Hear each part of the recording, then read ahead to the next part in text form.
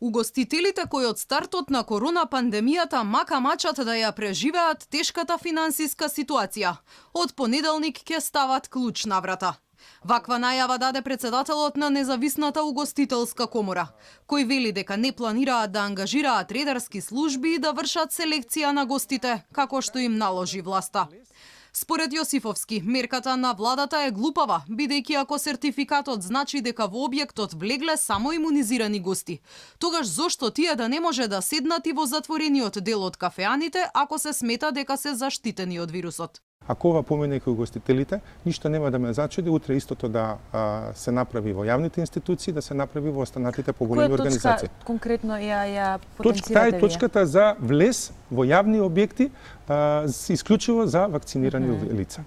Значи не може, верувајте ми дека ако ова остане на таква одлука каква што е, веројатно власта ќе се продолжи со низа на такви одлуки кај што ќе го ограничи целосно движењето на вакцинираните или невакцинираните. Дали знаете што значи сега ако не сум вакциниран, нема да може во продавница да отидам, нема да може со јавен транспорт да се возам, нема да може во угостителски објект да влезам, нема да може да отидам било каде документ да поднесам.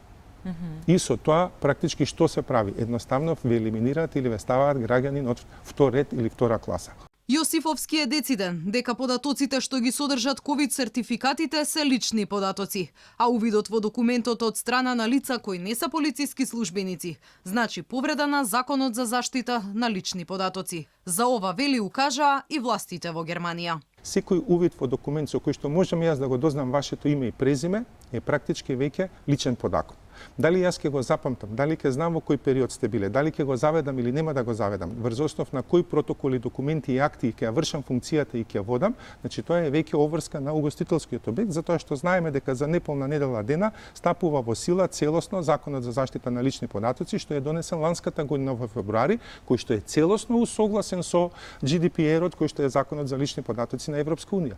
Па по тој истиот закон, ако Германија се огласила и кажала дека немаме право да навлегуваме, а нашиот представува некоја реплика прилагодена во наши услови, не може тогаш тој закон да важи подругачие во однос на тоа што го зборуваме за европски права и европски слободи. Откако вчера Државниот пазарен инспекторат најави засилени контроли во угостителските објекти од понеделник, професорката по административно право Ана Павлова Данева алармира дека инспекторите немаат законска надлежност да легитимираат гости.